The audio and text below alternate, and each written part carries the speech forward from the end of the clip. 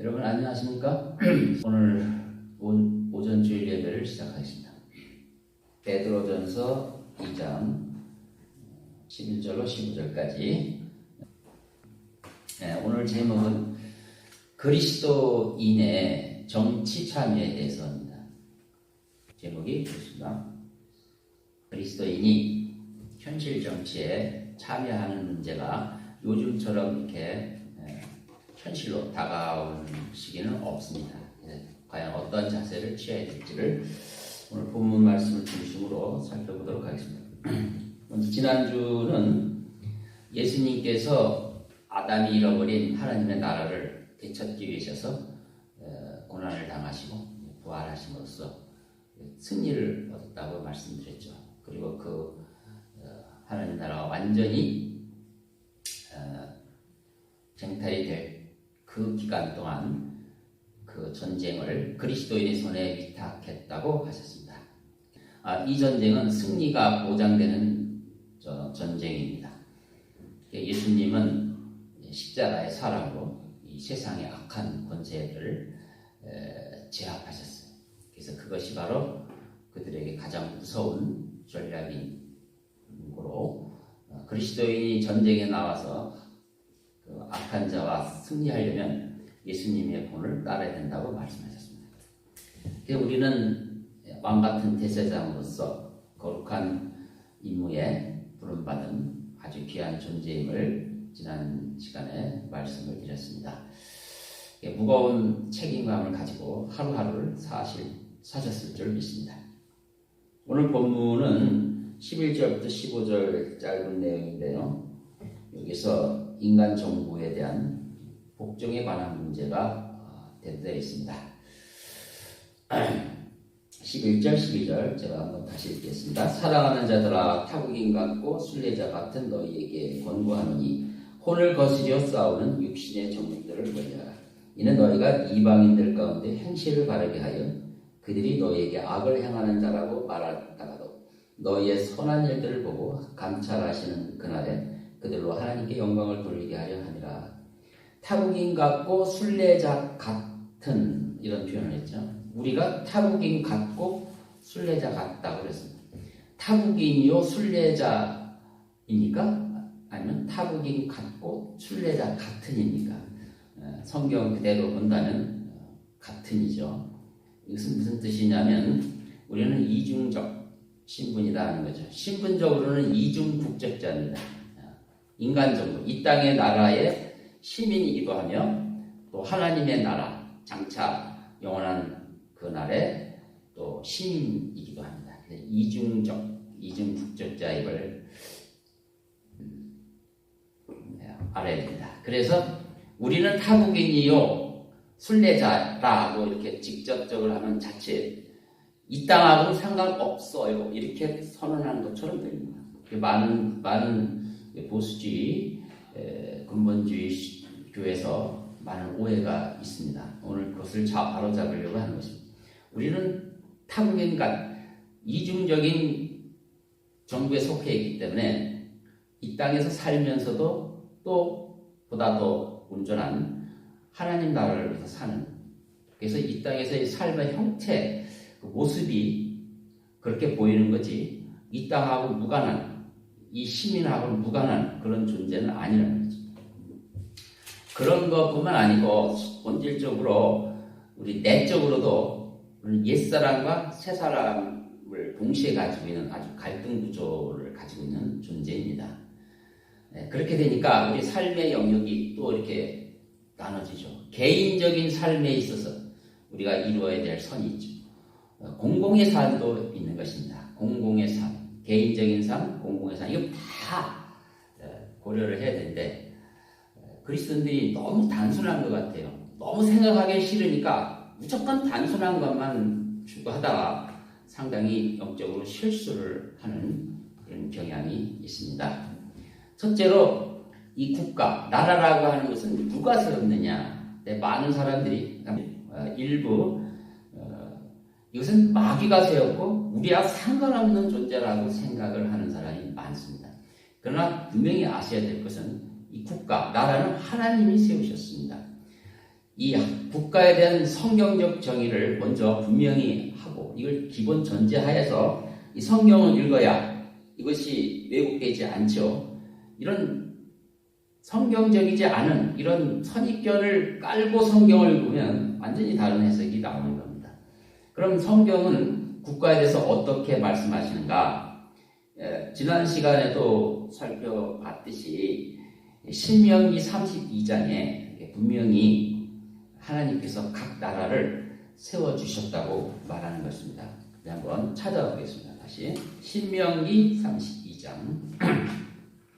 7절을 보겠습니다. 아주 중요하니까 이거는 다시 한번 확인을 해보도록 하겠습니다. 신명기 32장 7절, 8절, 9절 성경을 펴시고 한번 찾아봅시다.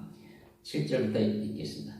옛날들을 기억하고 많은 세대의 연수를 생각하라. 네 아비에게 물어보면 그가 네게 보여줄 것이며 네 어른들에게 물어보면 그들이 네게 말해 주리라. 이게 무슨 얘기입니까? 이 당시 BC 1400년 전에 그 모세가 이스라엘 민족을 불러놓고 이집트에서 살다가 온 말씀을 증거한 건데 옛날 일들이라는 것은 선진들 아브라함 그리고 그 먼저 아담 이야기, 노아 이야기, 그때 살았던 사람, 노아 홍수 이전의 사람들, 그 이후에 어떻게 하나님이 또 하셨고 이런 내용들 아닙니까? 그런 내용을 상기해봐라. 8절 지극히 높으신 분께서 민족들을 그들의 유업으로 나누셨다. 하나님께서 민족을 나눴다. 그 민족들은 누구의 유업이야? 그들의 유업이다. 그들이 누굽니까? 천상의 아들들인 거예요. 천상의 아들들. 왜 이런 일을 하셨죠?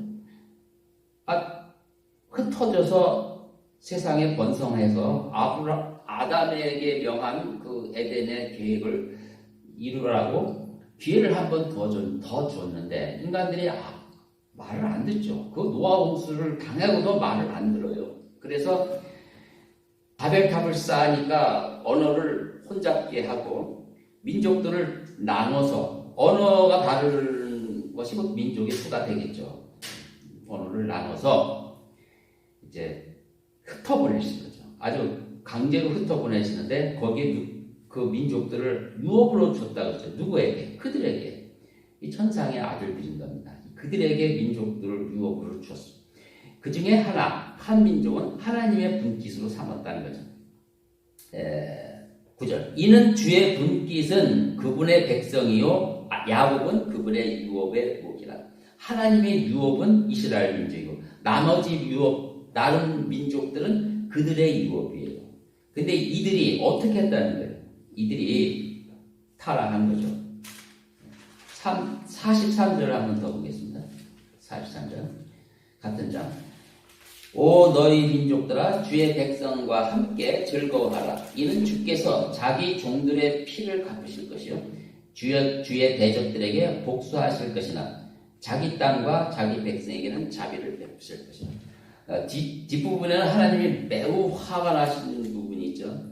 그들에게 유업을 주고 잘 관리하라고 했는데 엉뚱하게 하나님 자리에 앉아서 그 백성들의 경배를 받고 있더라. 누가? 천상의 아들들이.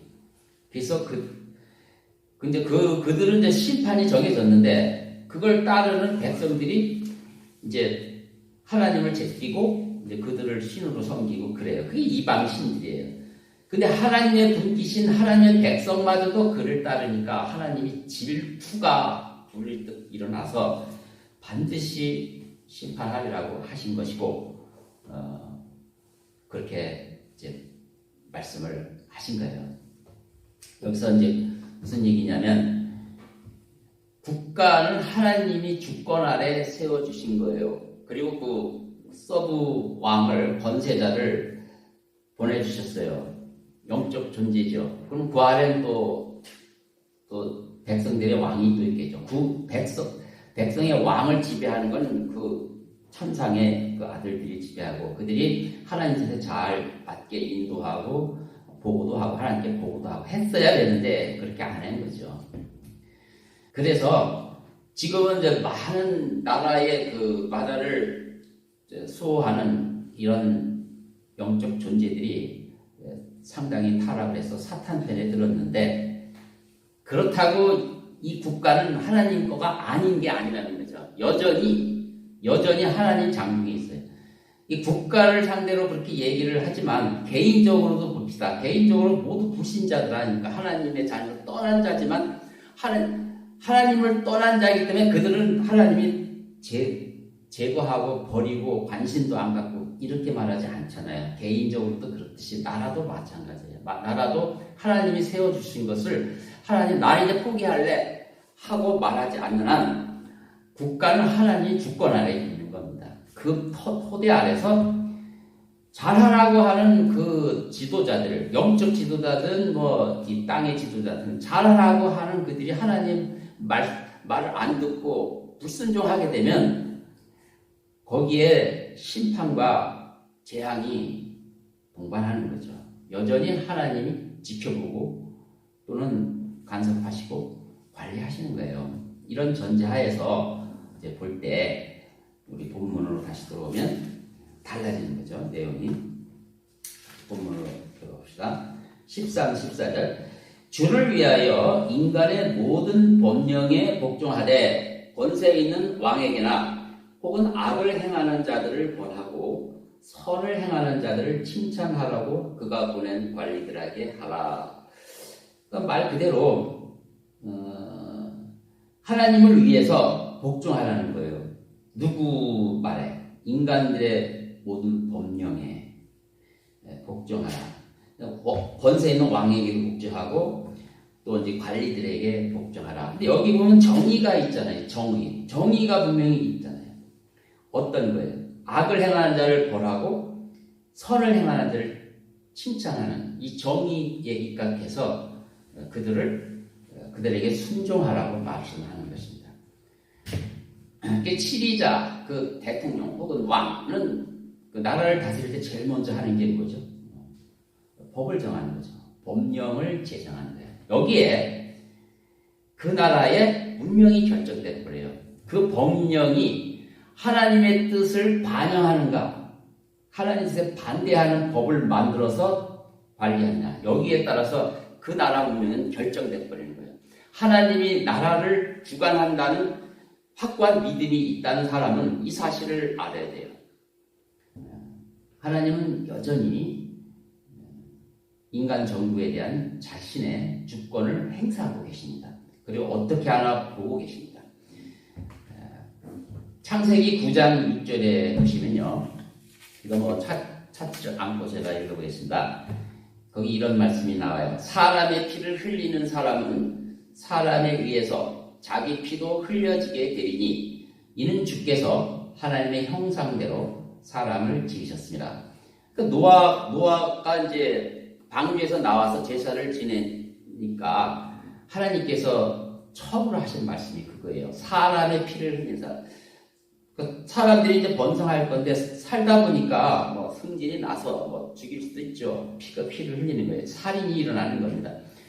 그러니까 이것은 최초로 인간의 생명의 존엄, 인권을 보장하는 이러한 법령입니다. 하나님의 법령. 이것을 누가 다룬다고 했어요? 사람의 피를 흘리는 사람, 살인하는 사람은 사람에 의해서 처벌을 받는다고 했어요. 사람의 피를 흘리는 사람. 살인하는 자는 하나님이 처리하는 것이 아니고요. 사람에 의해서 처리하는 거예요.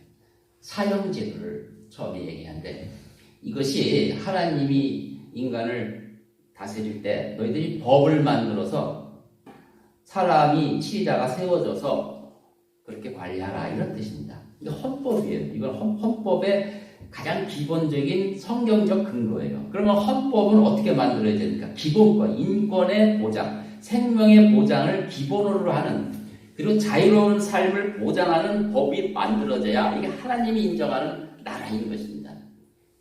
그게 복을 받을 수 있는 아주 최소한의 조건이죠. 정부의 목표, 어떤 나라든 나라의 목표는요, 그 치리자의 사리 사욕의 도구가 돼서는 안 되고 국민을 위한 정의 실현을 위한 하나님의 신분과 종으로서의 모습을 가르쳐야 되는 것입니다. 이거는 굳이 성경 공부를 안 해도 다 알고 있잖아요. 이건 인류 보편적 가치잖아요. 교회를 다니는 사람이 이런 기본도 모르고 아직도 이런 기본도 모르고 엉뚱한 짓을 한다면 그건 정말 문제가 있는 겁니다. 그래서 이 나라는 하나님이 주권을 가지고 계시고요. 이 나라가 선한 정부가 돼야만 하나님이 복을 주시는 것이고 바로 오늘 본문은 이 선한 정부의 전제 아래서 말씀하시는 거예요. 복종하라. 그것도 내 주권 안에 있으니까 건방지게 굴지 말고 거기에 복종하라. 이런 뜻이에요. 한참 그 종교개혁이 일어나서 그 카톨릭 정부에게 반항하고 대결하는 구도에 있을 때 그 성경을 보고 이제 개혁주의자, 종교개혁주의자들이 이 문제에 대해서 많은 고민을 했어요. 그때 무슨 이론이 나왔느냐면 두왕국 이론이라는 그런 그 신학적 논쟁이 있었는데 무슨 뜻이냐면 이 땅에는 선한 왕국과 악한 왕국 둘이 있다. 그래서 어떤 사람은 선한 왕국이든 악한 왕국이든 성경에 복종하라고 되어 있으니 다 복종해야 된다는 사람이 있고요. 어떤 사람은 선한 왕국에만 복종해야 된다. 전 후자의 쪽에 맞는 거기에 지지해요. 그럼 누가 두 왕국 모두 복종하라고 했냐면 루터가 그랬어요. 근데 그럼 선한 왕국에만 복종하라는 자는 누구냐? 아나바프티스트들이었어요. 아나바프티스트들은 악한 왕국의 나라에 대해서는 복종할 것도 없고 군대 갈 필요도 없고 맹세할 필요도 없고 이렇게 더 급진적이었어요. 보다 더 강했어요. 이런 두 흐름이 16세기에 있었습니다. 이런 게 바로 이런 문제입니다. 하나님께서 주권을 가지고 나라를 다스리라고 세웠는데 그가 잘못하면 그거는 하나님의 심판을 받을 수밖에 없는 이런 얘기죠. 그래서 만약에 이러한 나라가 가장 여러분이 국민의 한 사람으로서 나라가 제대로 돌아가는지를 감시해야 할 때 제일 뭐를 봐야 되냐면 그들이 선한 법령을 제정하고 있는가, 그 법을 제대로 실행하고 있는가를 무관심하게 하면 안 되고 감시해야 되는 것이 국민의 도리입니다. 그게 공공의 삶의 선한 일이에요. 거기서 잘못하면 그건 선한 자가 아닌 거예요. 직무유기를 하는 것입니다. 그러니까 그거를 소홀히 하면 국민 전체가 재앙을 한꺼번에 받아요. 나라가 어지러워지고 힘들어지고 하나님이 복 받죠. 그래서 이 나라에서 가장 교양의 정치에 관심을 가지려면 적어도 그런 정도의 기본 지식은 가져야 된다는 거죠. 그러면 그리스도인이 어떤 생각을 가져야 되는가 하는 거죠. 법을 만들 때 그들이 원칙을 세울 때 자기들의 생각대로 발명을 하는 건지 아니면 하나님의 뜻을 찾아서 하나님의 뜻을 반영하는 방법으로. 근데 그들이 성경도 안 읽는데 무슨 그런 걸 요구하겠습니까? 성경만 말하는 게 아니고요. 하나님은 성경 말고라도 모든 곳에 인류의 보편적 가치를 다 이렇게 양심 속에 글 속에 해놨어요. 불교 신자들도 불경 안에 인류의 보편적 가치가 있습니다. 그러니까 그런 것을 하나님을 두려워 그런 것을 뽑아서 법령을 만들면 하나님은 거기에 복을 주시는 것입니다. 요즘에 일어나는 이 법령을 만드는 국회의원들이 하는 꼴이 한번 보세요. 이게 하나님의 복을 받을 만한 짓을 하는가? 공수처법 통과시켰죠. 공수처법. 그 일당 독재를 하겠다는 아주 그런 얘기예요. 입법부를 아주 박살내놓고 대통령 수사해서 마음대로 무릎 꿇기겠다는 나치 헌법이에요. 이것을 그냥 통과시켜버려요. 또 이원 집정부제 헌법 개정안이 발의되고 국회가 통과돼 버렸어요. 그것도 하다못해 김무성이라는 그 지도자와 20명의 그 야당 지도자가 반의를 했어요. 그것을 또 그것을 더불어민주당이 110명인가 통과시켜서 국회에서 아주 별 문제 없이 통과시켜버렸어요. 이들이 과연 이 헌법 개정안을 국민들에게 국민투표를 붙이는지 안 붙이는지 보세요. 안 붙이면요, 이들은 다 쓰레기입니다. 국민을 다 개돼지 취급하는 쓰레기들이에요. 이건 분노해야 될 것입니다. 헌법을 자기들끼리 만들고 자기들이 유리한 쪽으로 만들어 놓고 발명하는 거죠. 하나님의 반드시 저주를 받아요. 그런 자들은. 과학자들은요, 우주 법칙을 발견하는 거지 발명하는 게 아니에요. 법은 아닌 것 같아요. 양심의 법칙인데 하나님으로부터 하나님의 뜻이 무엇인가를 발견하는 거예요. 그래서 민심이 천심이라고 하는 건 바로 그거예요. 하나님의 뜻을 발견하려고 사는 노력이 일환인데요. 이런 짓을 안 해요. 마땅히 해야 될 것을 안 할 때 그들의 말을 복종하게 해야 되느냐는 거죠. 그래서 성경을 읽으실 때 여러분은 문자주의의 오류에 빠져서는 안 됩니다. 요 문맥 없이 그냥 읽으면 그대로 보이죠. 인간의 모든 법령에 복종하라. 이 인간의 모든 법령에 복종하라고 하였으니 입 다물고 우리는 우리 일만 하자. 이렇게 가리키는 자들이 누구예요? 누구였어? 경험을 한번 되돌이켜 봅시다. 대한민국 대형 교회 목사들이었어요. 그거는 성경이 있잖아. 그러니까 우리는 교회만 열심히 하면 되는 거야. 이렇게 하는 게 대형 교회 목사들이에요. 그것도 복음주의, 은사주의, 이런 보수주의라고 하는 그런 그 목사들이 그런 얘기를 했는데 그걸 분석해 보면요, 상당히 부도덕한 동기가 남아 있어요. 뭐냐면 대한민국에 복음이 증거되고 사람이 물밀듯 교회로 밀려오니까 어떻게 돼요? 헌금이 많이 들어오죠. 그걸 헌금을 어떻게 주체할 수가 없으니까 땅을 사잖아요. 그러니까 이 대형교회 목사들이 전부 부동산 투기를 하는 거예요. 그러면 당연히 정권과 교회의 밀착이 아니면 그것이 그렇게 자연스럽게 흘러갈 수가 없어요. 정경유착이라고 하듯이 정교유착인 거예요, 그게. 그러니까 마땅히 믿음의 양심에서 개개인의 삶의 도덕뿐만 아니라 공공의 삶에 대한 그 불의와 부정에 대해서 양심으로 지적하는 이런 선한 양심들을 찍어 눌러버리는 거예요. 그러니까 교회가 이런 사회 정의에 관해서 완전히 까막눈이 돼버리니까 그렇게 된 거예요. 바로 그런 구조 속에서 이들이 대형교회를 부풀리고 자기들이 그 탐욕스러운 그걸 취하는 이런 결과를 낳은 거죠. 근데 성경은 그렇게 됐느냐고요. 한번 봅시다. 모든 법령을 다 복종하라고 되어 있는가요? 성경이? 여러분, 이집트의 산파 생각해 가시죠. 파라오가 그 이스라엘의 남자 사이를 다 죽이라고 이집트인 산파에게 명령했지만 그 산파들이 감히 따랐나요? 두려워서 안 따랐다고요. 하나님을 더 생각하니까 안 따랐어요. 안 따랐다고. 그래서 산의 아이들을 살려주고, 왜 살려주냐고 뭐라 하니까 죽이기 전에 벌써 다 났다고. 이런 식으로 거짓말하고 넘어갔죠. 그러니까 하나님께 어떻게 했어요? 그 산파를 모든 법령에 복종치 않고 거짓말했기 때문에 그를 혼내켰나요? 복 주셨어요.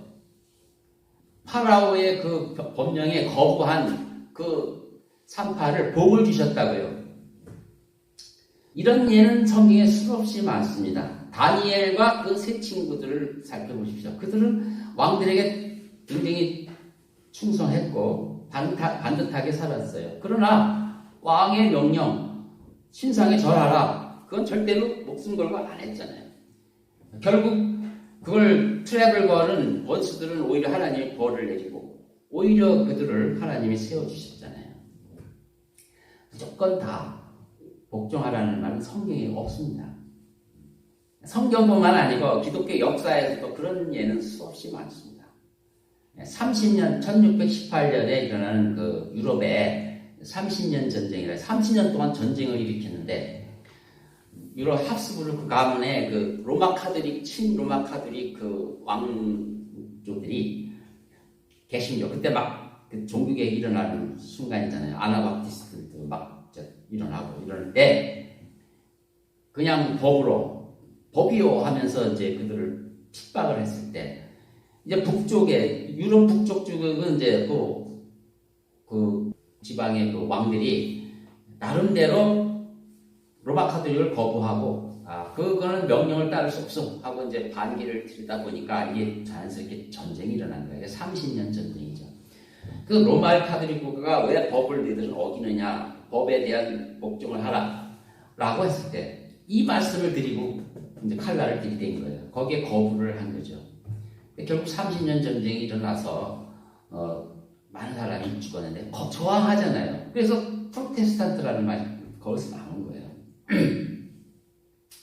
교회가 침묵하면 결국 악한 정부를 옹호하는 방관자가 됩니다. 이 강도 만난 사마리아를 피해 달아난 제사장과 똑같아요. 그럼 여기 성경에 말씀하는 것처럼 이런 정의가 세워지겠어요? 12절에 보니까 이는 너희가 이방인들 가운데 행실을 바르게 하여 그들이 너희에게 악을 행하는 자라고 말하다가 교회가 악을 행하는 자라고 지금 손가락질 하잖아요. 말하다가 너희의 선한 일들을 보고 감찰하시는 그날에 그들로 하나님께 영광을 돌게 하라는 것입니다. 여기 선한 일이 뭡니까? 선한 행위는 뭐 개인적으로 이렇게 뭐 도와주고 구제하고 그것만 선한 행위가 아니에요. 오히려 국가를 위해서 애국 활동하는 것이 선한 일입니다. 애국과 상관없다고 신앙만 잘한다는 그게 잘하는 게 아니라고요. 절대로 잘하는 일이 아닙니다. 그래서 그리스도인은 정치에 참여해서는 안 된다고 주장하는 사람들이 이 본문 13절 14절을 가지고 주장하는 데는 완전히 잘못된 해석이에요. 성경은 그렇게 편협한 해석을 우리에게 주는 것 같습니다. 또 많은 사람이 그래도 목사는 강대산에서 정치 얘기하면 안 된다. 여기는 거룩한 곳이 정치 얘기하면 안 된다고 말하는 사람이 상당히 많이 있어요. 그 부분도 다시 한번 재고를 하시기 바랍니다. 왜 그러냐면 구약의 역사를 살펴보십시오. 대부분이 정치적 이슈입니다. 선지자들이 누구를 꾸짖은 거예요? 왕을 꾸짖었잖아요. 왕이 치리 잘못했다고 꾸짖은 거 아니겠습니까? 그래서 사악한 왕은 그 선지자를 핍박합니다. 정치 참여한 그 선지자를 핍박하고 선한 왕은 그 선지자의 말을 귀를 기울여서 하나님의 복을 받아요. 구약만 그렇습니까? 침례 요한은 안 그랬나요? 침례 요한은 누굽니까? 예수님이 오시는 길을 예배하는 광야에 외치는 자였죠. 그의 사명은 분명합니다. 광야에 외치는 예수님을 증거하지 않고 딴짓하면 그건 저주받아 마땅하죠. 다 했어요. 아주 훌륭히 그 일을 했어요. 근데 헤롯 왕이 자기 동생 헤롯 동생 빌립의 아내 헤로디아를 아내로 취하니까 바로 거기에 대해서 얘기하잖아요. 그건 아무 영적인 문제도 아니잖아요. 그렇죠? 영적인 문제 아니잖아요. 그러나 거기에 대해서 불의에 대해서 지적을 하는 것은 하나님의 하나님의 사람들이 마땅히 가지고 있는 선한 양심이에요. 그 선한 양심대로 하는 것을 하나님이 기뻐하시는 겁니다.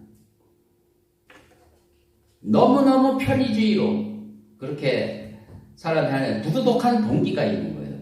거기에 대해서는 반드시 하나님이 책임을 질 겁니다. 성경은 처음부터 끝까지 내내 정치적입니다. 그래서 우리가 그렇게 얘기하잖아요. 성경의 주제는 구원이 아니고 왕국 건설이라고. 그게 정치 아닙니까? 정치. 정치입니다. 그래서 성경의 마지막 요한계시록 17장은 전부 하나님의 나라, 결국 하나님의 나라가 세워질 것이다.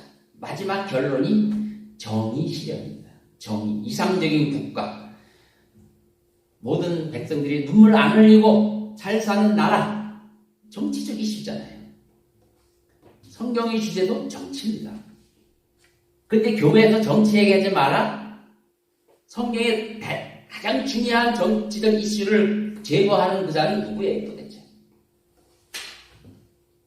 그래서 그리스도인은 이제부터 생각을 바꾸셔야 돼요. 내가 하늘나라 시민권이기 때문에 혼돈을 이겨오는데 열심을 하셔야 돼요. 열심히 하셔야 돼요. 그것이 넘버 1입니다. 그것만 했다고 자랑할 거 없어요. 그건 절름발입니다. 균형 잡힌 그리스도인의 모습이 아니에요. 이 공공선을 위해서 정치 활동에도 적극 활동해요. 정치 활동을 적극 참여하라니까 항상 사람들은 이 자기 편견에 사로잡혀서 모든 걸 판단해요. 정치 참여하라고 하니까 내가 뭐 국회의원 나가야 되나? 뭐야? 이렇게만 생각하는데 정치라는 것은 삶 자체가 정치입니다. 친구들끼리 점심 때 야 우리 식당에 가서 음식을 사 먹자. 식당 앉아가지고 메뉴를 어떤 걸 정할까 정하는 것이 정치예요. 그게 정치라. 메뉴 정하다가 화가 나서 그냥 가는 사람도 있어. 그게 정치예요. 그렇게 가면 또 화해를 해야 돼요. 이게 다 정치라고요. 정치는 그런 사소한 것으로부터 정말 국가의 운명이 좌우되는 문제까지 다 포함하는 겁니다. 하나님께서는 어떤 걸 하지 않아도 된다고 말한 적이 없어요. 왜냐하면 이 모든 영역에 하나님이 주권이기 때문에 그렇습니다. 그리스도인은 정치에 참여해서는 안 되는가? 충분히 설명드렸죠. 인류 보편적 가치에 적극 참여하는 것은 선한 일입니다. 불교 국가는 헌법을 만들 때요. 불교 원리를 기반으로 헌법을 만들겠죠? 내가 일일이 확인은 안 했지만 당연히 그럴 겁니다. 태국이라는 나라는 헌법이 있으면 그래도 불교의 정신, 자비 이런 게 있잖아요. 그 자비 사상이 만약에 인류 보편적 가치면 그것이 충분히 들어갔겠죠. 이슬람 국가는 코란으로 한다고 그러죠. 코란을 배경으로. 힌두 국가는 힌두 경제를 배경으로. 당연히 기독교 국가는 성경 원리를 기반으로 헌법을 만들죠. 그렇다면 그리스도인은 더더욱이 헌법이 성경을 기반으로 만들어졌다면 더더욱이 정치에 참여하는 게 맞죠. 안 그렇습니까? 성경 원리가 삶 속에 직접적으로 적용되는 가장 중요한 루트인데 왜 거기에 대해서 관심을 안 가져요? 그건 직무유기인 거죠. 불교국가, 기독교국가 이렇게 말했을 때 저는 국가 종교를 말하는 게 아니다. 불교적 정신을 가진 나라 이런 뜻입니다. 이건 뒤에 또 오류가 있으니까 그건 분명히 언급을 하겠습니다. 하여튼 이렇게 해서 그리스도의 정치에 참여하는 근거는 이런 것입니다. 성경에 헌법에 뭐가 됐든 정신이 바뀌었는데 특히 그리스도인이 우리 헌법을 보니까 기독교적인 그 정신이 교훈이 듬뿍 들은 헌법이다 그러면 누구보다도 적극적으로 정치에 참여해야 돼요. 누구보다도 적극적으로 법에 대해서 지키는 역할을 해야 돼요. 내 재산, 나의 그 가치를 누가 훔쳐가는데 그걸 가만히 있는 자가 도대체가 그게 제대로 된 사람이냐고요? 아니죠. 절대로 그런 사람을 하나님이 칭찬하지 않습니다. 나는 부드럽게 얘기한 거예요. 칭찬하지 않는 자들도. 저주할지도 몰라요. 역사적으로 봐도요. 그리스도인은 사회와 정치에 봉사자로서 큰 역할을 했습니다. 일제치하의 독립운동을 주도한 자는 다 교회예요. 정말 수박한 사람들이었어요. 그들이 맨날 정치운동 했나요? 그냥 열심히 살다가 이건 아니다 하고 나선 거예요. 이건 아니다. 이것이 바로 의로운 일입니다. 종교개혁이 왜 일어났습니까? 로마 카톨릭이 정치를 엉뚱하게 하니까 자기들은 하나님의 기준으로 정치를 한다고 해서 온갖 권위를 다 갖고 하는데 실제는 아니잖아요. 자기들 배만 채우고 있으니까 분노하고 일어나는 거 아닙니까? 종교개혁. 그래서 프로테스탄트라고 한 것입니다. 그때 이 프로테스탄트 중에서 자유민주주의 정치제도와 자본주의 이론을 확립한 두 거장이 있는데 한 사람은 존 로크고 한 사람은 아담 스미스입니다. 두 다 철학자며 신학자입니다. 경제학자 아닙니다. 이렇게 그리스도인들이 역할을 하잖아요. 대한민국에 그런 사람은 없습니까? 다른 사람은 처처하고 이 대한민국의 그 유교적 텔레반 극악한 자기 백성을 노예로 삼는 그러한 유교 사상에 쩌드는 대한민국에 단칼에 내버리고 거기에 기독교 가치가 반영이 된 자유헌법을 도입한 자가 누구예요? 초대 대통령 이승만 아닙니까? 아닙니까? 이승만이잖아요. 초대 대통령이 자유헌법을 도입했어요. 우리는 피 한 방울 안 불리고 그걸 도입했어요. 감사할 줄 알아요. 거기서 모든 열매를 다 따먹으면서 그것을 심 뺏는 자들은 도대체 누굽니까? 자유헌법을 누리면서. 이 자유헌법이 왜 좋으냐면 우리는 기독교적인 어떤 문화를 경험하지 못하고 유교적, 불교적 배경을 갖고 있는 우리 민족이 갑자기 위에서 떨어져 헌법을 딱 줬는데 이것이 기독교적 배경을 갖고 있는 헌법이었던 거예요. 마치 이스라엘 민족에게 하나님께서 신의 산에서 돌판에 하나님의 율법을 주시고 축복받은 민족이 된 것처럼 우리도 그와 유사하게 정말 복받은 민족이 된 거예요. 이 자유헌법을 걸레처럼 만드는 자가 누구예요? 지금 아니 헌걸레 조각처럼 만드는 자들이 누구냐고요? 그들에게 복종하라고요? 개인구원과 교세학장만 부르짖는 한국교회의 편협한 태도 때문에 기독교는 빛과 소금의 역할에 완전히 실패해버렸습니다. 그 직무유기한 그 자리에 공산주의 자리에 들어와가지고 그들이 하나같이 그 일을 한 거예요. 정의 실현한답시고 하고 그 자리를 그들이 그 악한 자들이 다 차지하는 거죠. 속에는 시큼한 속내를 감추고 선한 천사처럼. 그래서 나라가 아주 거들이 난 겁니다. 교회 책임이에요. 완전히. 국가가 하나님은 지켜보시죠. 딱 누구든지 그가 뭐 믿는 김영삼 대통령이 믿는 사람이니까 뭐 하나님 복을 줄까? 이렇게 미련해요. 우리나라 사람들은. 김영삼 대통령이 장로니까 우리나라 축복 주시겠죠. 그 사람이 무슨 짓을 했는지 따라 바뀌는 거지. 어떻게 그 사람의 신분이 모든 걸 줘야 합니까? 이렇게 된 거예요. 그래서 하나님 뜻에 불순종했을 때 선지자를 보내주시는 선지자라고 해서 내가 선지자다 하는 게 아니고 누군가 선지자의 역할을 하는 사람이 있는 거죠. 이 선지자들, 즉 나라를 구원하는 어떤 그 원로와 이런 어록이 없다. 하나님이 버린 거예요. 그 나라는. 지도자가 안 나타난다. 하나님이 버린 거예요. 그렇게 알아야 돼요. 그럼 전쟁과 재난이 뒤따르게 됐죠. 오늘날 젊은이들은 뭐가 뭔지도 모르고 맨날 스마트만 보고 역사는 쌈 싸먹어 먹어버리고 이승만 얘기하는 얼굴을 부라리고 뭐 이런 폐륜적인 나라가 있어요. 이런 나라. 누가 이렇게 가르쳤어요? 우리가 다 가르친 거예요. 오늘날도 선지자가 정의 구현을 하는 외치는 자예요. 불가분의 관계입니다. 성경 예언에 관해서도 보시면 성경 예언이라 하면 노스트라다무스 같이 미래 역사를 맞추는 뭐 점쟁이 같은 거가 예언이 아니에요.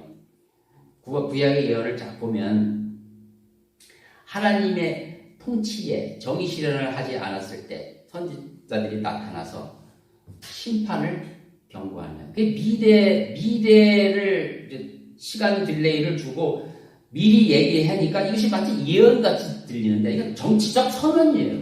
정치적 경고고 이것이 예언의 기본이에요. 그래서 우리가 마지막 때 주님이 오시겠다 그러면 참다 못해서 주님이 한꺼번에 벌을 내주신다는 뜻이 그 이상 더 큰 의미가 많지 않아요. 예언이라는 게 그런 거예요. 그런 걸 알았으면 지금 현실에서도 그와 같게 종말론적 삶을 살아야 되는데 종말론적 삶이라는 거는 하나님이 그때 어디로 오고 어떻게 하고 이런 거를 지식만 갖고 있는 것이 종말론적 삶이 아니고요. 이 삶에 제대로 해라 이거예요. 정의 실현을 제대로 해라. 어떻게 행동하느냐를 따지라는 것입니다. 시간이 좀 지났는데 그리스도인이 고쳐야 할 몇 가지 오류를 바로 잡겠습니다. 가장 중요한 게 정교 분리 원칙을 잘못 오해하는 거예요. 정교 분리. 그 말 그대로 정치와 교회는 분리되는 것이다. 그런 원칙으로 삼아요. 교리화했다고요. 이걸 정치와 교회 분리, 교리화한 거죠. 이 프레임이에요. 이게 아주 대단한 프레임인데, 그러니까 양심에 처음 안 되는데 하고 이제 교인들이 말을 안 하는 거죠. 그러니까 손가락질 당하는 거 아닙니까? 근데 정말 이게 정치와 종교를 분리하는 것입니까? 지금까지 제가 설명한 것이 그럼 뭐가 되는 거예요? 그럼 어떻게 해서 이런 얘기가 나요? 이것은 정부와 종교를 분리하는 것입니다. 정부. 그게 무슨 뜻이냐면 정부가 신앙의 자유를 보장하라. 교회에 대해서 간섭하지 마라. 정부가, 즉 나라가 너는 이슬람을 믿어야 돼. 다른 종교는 믿지 마. 소위 또 기독교 국가를 하더라도 너는 기독교를 믿어. 다른 종교 믿으면 안 돼. 이게 바로 로마 카톨릭 아닙니까? 중세 시대 그들 아니에요. 비록 치리자 당신이 기독교가 가장 좋은 진리라 할지라도 다른 거 믿겠다고 하는 자를 자유를 억압하지 말라. 이게 종교 분리 원칙이에요. 이게. 그래서 이 종교 분리 원칙을 제일 처음에 강하게 주장하는 자들이 아나바프티스트들이에요. 아나바프티스트. 그들은 종교의 자유를 부르짖었어요. 그래서 그 당시에 기독교 국가주의를 항거했죠. 많은 사람들이 그 아나바프티스트들이 그런 자기 어록에 많이 되어 있는데 보통 기독교의 역사가 아나바프티스트들은 마이너예요. 마이너고 보통 이제 종교 개혁하면 마르틴 루터와 켈빈 이런 청교도들의 중심으로 이렇게 역사가 되어 있어서 이들은 잘 안 보이는데 그런 서적을 보면요. 그들의 그 주장은요. 굉장히 진취적이고 개혁적이었어요. 그 아나바프티스트의 한 사람인 클라우스 펠밍거라는 나도 그 책에서 처음 봤는데 1560년 자신의 신앙 고백서에 이런 말이 쓰였어요. 그러므로 우리는 주님을 위하여 정부에 기꺼이 순복합니다. 그리고 모든 정의로운 일에 관해서는 결코 반대하지 않을 것입니다. 그러나 정부가 우리의 신앙과 양심에 위배되는 일, 즉 맹세, 사형 집행을 묵인하고 대가를 지불하는 일, 전쟁을 위한 세금을 내는 일 등을 요구할 때는 그 명령에 순종하지 않을 것입니다. 그 당시 사회적 배경이 지금하고는 달라요. 지금은 다르고, 그 당시는 이제 이들이 그 말하자면 전쟁에 이제 말하시던 요즘에는 국방의 의무가 있잖아요. 우리나라는. 그 당시는 그런 게 없어요. 그래서 전부 전쟁을 하게 되면 돈을 주고 모병을 하는 그런 식이에요. 그때 그리스도인이라고 하면 나는 그거 안 하겠다고 거부하는 거죠. 그런 권리를 가지고 있어요. 이런 전쟁을 이런 것도 했고 또 봐서 이게 하나님의 뜻에 어긋나면 안 하는 이런 아주 급진적인 신앙을 갖고 있었죠. 상당히 비폭력적이라는 레노 시먼스라는 이런 분도 역시 종교 자유에 대해서는 철저히 다른 거는 좀 유연하게 했습니다. 이처럼 정교 분리 원칙은 정치하지 말라가 아니에요. 정치하지 말라 하지 말고 정부가 간섭하지 마라. 이런 것입니다. 또 이런 그 사고방식이 있어요. 이 세상은 마귀가 지배하는 영역이기 때문에 뭐가 되든 무슨 상관이야 이렇게 얘기하는 사람, 이게 이원론적 세계관이거든요. 가장 영과 속을 나누고 영역을 나누고 내 삶의 역할을 나누고 아주 비겁한 사람들입니다. 그런 아주 비겁하게 내가 하기 좋은 것만 딱 거기다 해놓고 거기다가 많은 영적인 가치를 부여하고 그래서 자기의 그 비겁함을 신앙이라는 이름으로 포장하고 그렇지 않은 자들을 또 비난하고, 이게 바로 이런 거예요. 세상은 마귀에게 물론 마귀에게 속했죠. 그렇지만 주권은 하나님께 있는 거예요. 세상이 어떤 왕이 기독교인이 아니더라도 기독교적 가치를 가지고 있으면 하나님은 복을 주셔요. 그 나라를 반드시. 심지어는 영적 존재까지 하나님이 관리하시고, 우리는 모르지만, 우리가 아는 거는 정치적으로는 신문에서 보는 이런 것만 알지만, 저 영적인 세계에서는 심지어는 하나님이 세운 영적 존재조차도 네가 하나님의 뜻을 올바로 행하는가 안 하는가 감시하고 맨 마지막에 심판하신다고 그러잖아요. 그게 하나님이 놓은 겁니까? 손을 놓으신 거냐고. 이 세상은 마귀에게 속했으니까 하나님은 관심을 안 갖고 계신 거냐고. 아니죠. 철저히 관심을 갖고 계신 것입니다. 그래서 더욱이 우리는 이 공공선에 대해서 포트폴리오에 우리의 삶의 한 부분을 넣어야 됩니다. 그들의 많은 이야기 중에 하나, 복음만 전하라는 이유는 사람의 마음을 변화시켜야 사회가 변하는 것이다. 그것이 유일한 방법이므로 우리는 복음 증거함으로 그 정의 실현을 이룬다. 이렇게 얘기를 하는 거예요. 근데 그거는 성경적으로도 맞지 않고 자기 변명에 불과한 거예요. 하나님은 그렇게 말씀하지 않았어요. 모든 영역에서 내가 명령한 것을 너희는 가르쳐 지키게 하라. 마태복음 28장 10절에 지상명령. 너는 복음만 전해라. 절대로 그렇게 얘기 안 했어요. 하나님께서 명령한 모든 것을 가르쳐 지키게 하라. 그러면 예수님이 공생애 3년 동안 하셨던 말씀도 들어야죠. 그뿐입니까? 바울을 통해서 바울을 통한 복음에서 내용을 다 들어보면 거기는 전부 복음만 증거하라고 되어 있나요?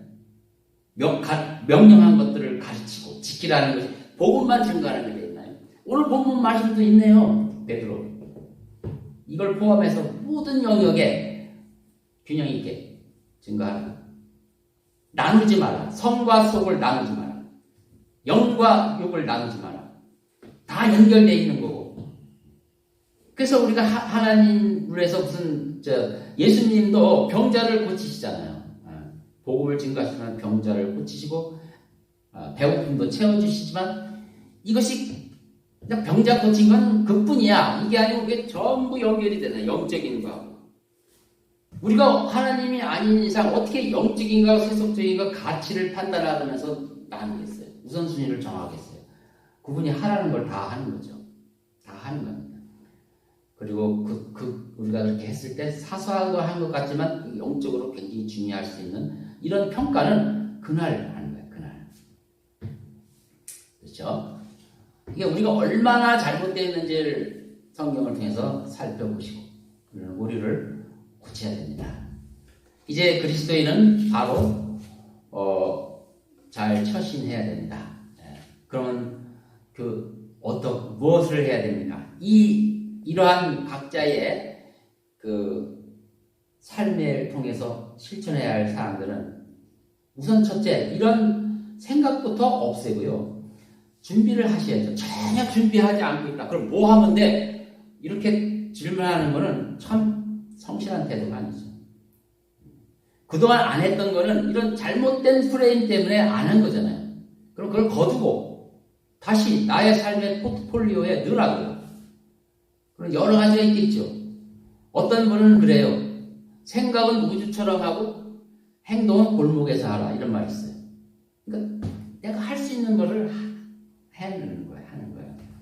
많죠. 교회 일이 많습니다. 낙태법 반대하는 거, 동성애법 반대하고 입법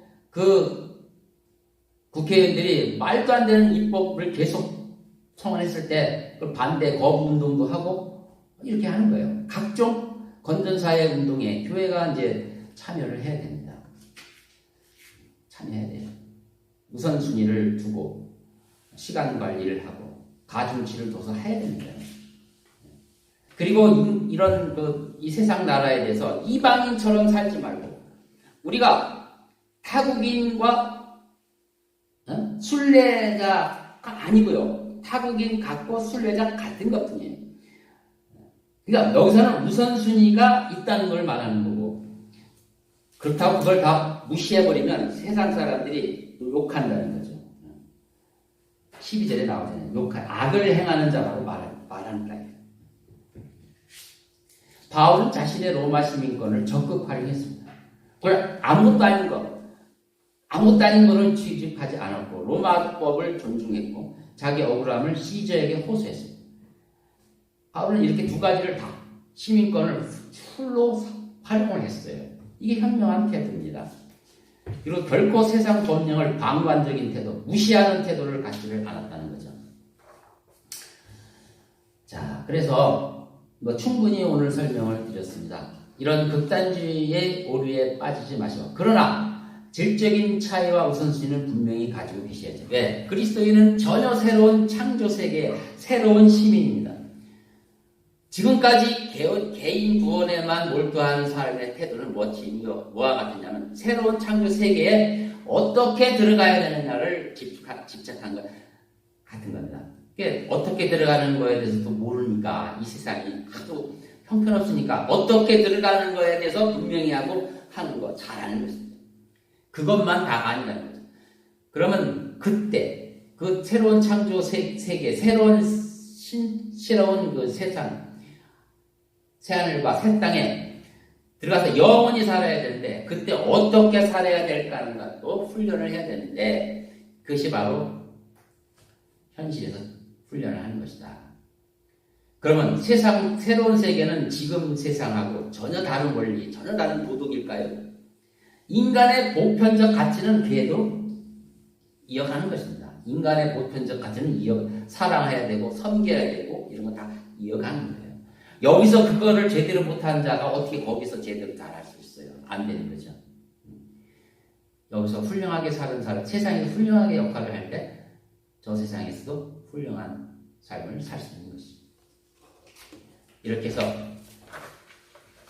우리는 균형이 있는 삶을 살 때 하나님께서 우리를 매우 기뻐하실 것입니다.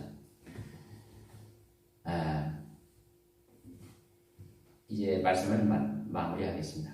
결론적으로 말씀드리면 예수 그리스도의 십자가의 사랑은 우리의 모든 삶의 영역에 새로운 빛과 소망을 던져주셨습니다. 그러므로 이 모든 것을 예수 그리스도의 사랑으로 재현해야 됩니다. 새로운 생명을 불어넣어질 때 내 개인이 잘 될 뿐만 아니라 이 사회가, 이 국가가 건강해지는 것입니다. 혼의 구원만 만족하지 마시고 주께서 부르심에 합당한 삶을 위해서 여러분의 지경을 넓히십시오. 그리고 기도하시면 감당할 힘을 주십니다. 제가 구체적으로 어떻게 쌓아야 된다는 건 뒤에 따라 말씀드렸는데 오늘은 한 가지만 말씀드리겠습니다. 여러분이 지금 많은 어려움, 믿는 자들이 나라가 이렇게 되면 안 된다고 굉장히 걱정하시는 분이 있어요.